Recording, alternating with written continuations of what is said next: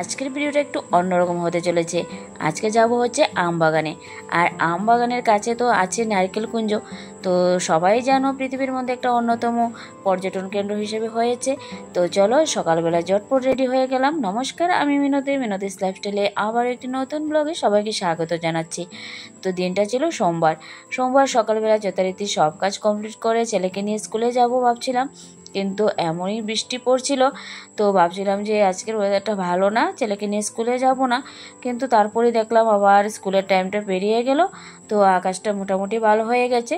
তো ঝটপট প্ল্যান করে বেরিয়ে পড়লাম। তো আমাদের এখানে যে আম বাগান আছে, এই আম বাগানে মোটামুটি সবার যাওয়া হয়ে গেছে, তো আমারই যাওয়া হয়নি। তো ভাবছিলাম যে যাব করে তো আমার আর যাওয়া হলো না। তো মোটামুটি আমের সিজন তো এখন শেষই হয়ে যাচ্ছে, তারপর কিন্তু আম বাগানের খবর নিয়ে রেখেছে যে প্রচুর আম আছে, এখনও তারা বেচাকেনা করছে। প্রচুর মানুষ বাইরে থেকে আসছে, তো আম নিয়ে যাচ্ছে। তো বিভিন্ন ধরনের আম এখানে পাওয়া যায়, তো এগুলি বিদেশি আম বলতে পারো। তো তোমাদের সঙ্গে অবশ্যই শেয়ার করব। তো কিছুদিন আগে নারকেল কুঞ্জে তো আমের মেলাও হয়ে গেছে, আর এখানে বিভিন্ন জায়গা থেকে মানুষ এসেছে। তো আমার খুব যাওয়ার ইচ্ছে ছিল, কিন্তু যেতে পারলাম না।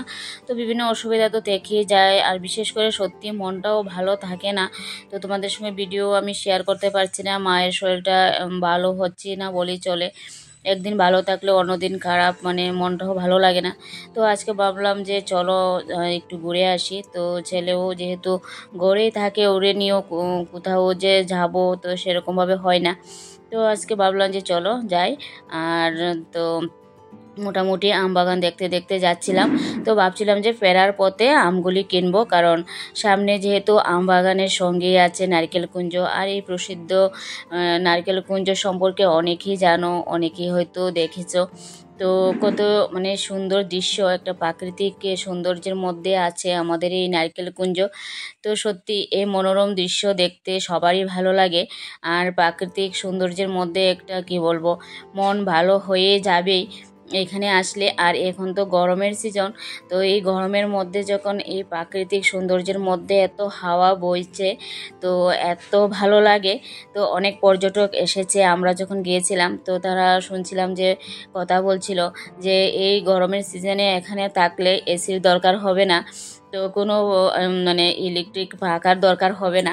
তো সেরকমটাই তারা বলছিল, তাদের কথা শুনে শুনে তো আমিও বলছিলাম যে ঠিকই বলছিল তারা। তো সত্যি যখন এখানে তো নামলাম, তো দেখলাম যে এত বাতাস বইছে। তো তোমরা বুঝতেই পারছো আমাদের দেখে এত বাতাস, চারিদিকে গরম তো একদমই নেই। আর দেখতে কিন্তু ভীষণ সুন্দর। আর এই যে ব্রিজটা, এটা কিন্তু অনেকটা জায়গা নিয়ে এই ব্রিজটা হয়েছে। তো এই ব্রিজটা মানে একদম জলের উপরে। আগে কিন্তু জলপথে এখানে নৌকো দিয়ে পার হতে হতো, কিন্তু এখন আর নৌকোর দরকার নেই। তো এই ব্রিজটা হওয়ার ফলে অনেকটাই সুবিধা হয়েছে। তো মানে এই যে আমাদের নারকেল কুঞ্জ, আমাদের এখানে কিন্তু এই মানে পর্যটক কেন্দ্রটা কিন্তু সবার খুব প্রিয়, আমাদের ভীষণ প্রিয়। যে আসে যে আমাদের এখানে, তো এই জায়গাটাতে সবাই ঘুরতে যাওয়ার জন্য সবার মন আকুল বেকুল হয়ে থাকে। তো যাই হোক, আর আমি কিন্তু অনেকবারই এসেছি, তোমাদের সঙ্গেও শেয়ার করেছিলাম। তো অনেক আগেও শেয়ার করেছিলাম, কারণ ওই জায়গাতে গেলে আলাদাই একটা মনের মধ্যে শান্তি আসে। তো দেখতেই পাচ্ছ চারিদিকে কিন্তু জল। তো এটা একদম আমাদের এখানে ডুম্বুর জলাশয় নামে পরিচিত। তারই মাঝে মধ্যেখানে একটু স্থল জায়গাতে এই নারকেল কুঞ্জটা তো অবস্থিত। তো সত্যি কথা বলতে চারিপাশটা ঘুরে ঘুরে দেখে তো খুব ভালো লাগছিল। জলপথে বোট চলছিল, তো এখানে বোটিংয়ের ব্যবস্থাও আছে। তো যারা ইচ্ছুক তারা এখানে তো কিছু টাকার তো দিতে হয়, তারপর তারা এই বোটিংয়ের মাধ্যমে তোমাদেরকে জলের উপরও তো চড়তে পারো। তো যাই হোক, আমরা আর যাইনি, যেহেতু বাতাস একদিকে, আর ছোটো বেবি নিয়ে আমার একদমই সাহস হয়নি যে জলের উপরে যাব বোট নিয়ে। তো তো যাওয়া হয়নি। তো যাই হোক, তো চারিপাশটা ঘুরে দেখছিলাম। আর এদিকে দেখো একটা গাধা এখানে আছে, আগের বারও তোমাদের সঙ্গে শেয়ার করেছিলাম। তো এটা এখানেই থাকে। তো যাই হোক, আর এদিকে যারা যারা ঘুরছিল তো দেখে আসছিল ওই জায়গাটা, জলটাতে দেখো যাচ্ছিল মানুষ, কিন্তু আমার এতটা সাহস হয়নি, তার জন্য আমি যাইনি।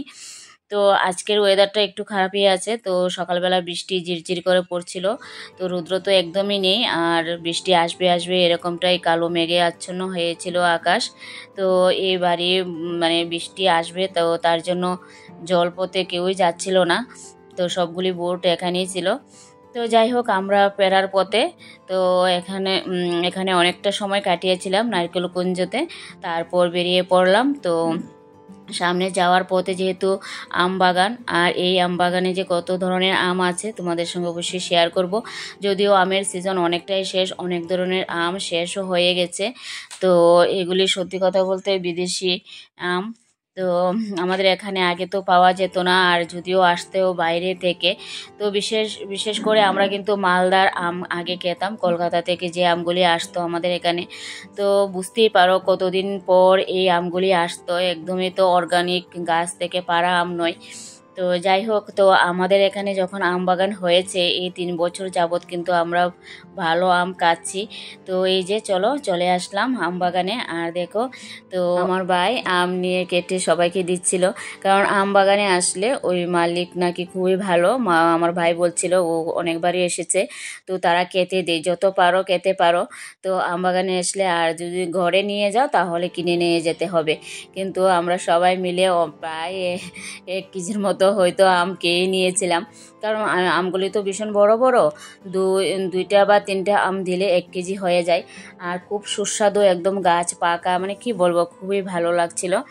তো যেহেতু আমাদের এখানে আগে ছিল না, তো তার জন্য আমরা কিন্তু খুব এক্সাইটেড যে এখন আমাদের এখানে ভীষণ পরিমাণে আম বাগান হয়েছে, আমাদের এখানে উৎপাদন হচ্ছে, আমাদের এখান থেকে বাইরে আমগুলি যাচ্ছে। তো ভীষণ একটা আনন্দের, একটা প্রাউড ফিল বলতে পারো। আমার তো মনে হয় এরকমটাই, আমার নেই বলে এরকম নেই, কিন্তু আমাদের এখানে যেহেতু এই জিনিসগুলি এখন পাওয়া যাচ্ছে, তো এই আমের মরশুমে, তো আমাদের কিন্তু খুবই একটা আনন্দের বিষয় বলতেই পারো।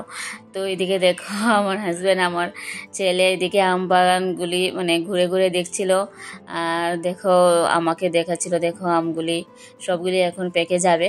তো আর কিছু তো ব্যবসায়িক মানুষ আমগুলি নিয়ে যাচ্ছিল, আর আমরা কিছু আম কিনে নিয়েছি।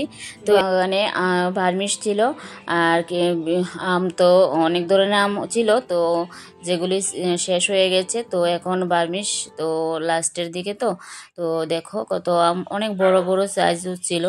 তো আমরা এই বাগানে বার্মিশ নিয়েছিলাম, আর সামনের আরেকটা বাগানের কাছ থেকে তো নিয়েছিলাম তো ব্যানানা ম্যাঙ্গো, আর একটা নিয়েছিলাম আপেল ম্যাঙ্গো।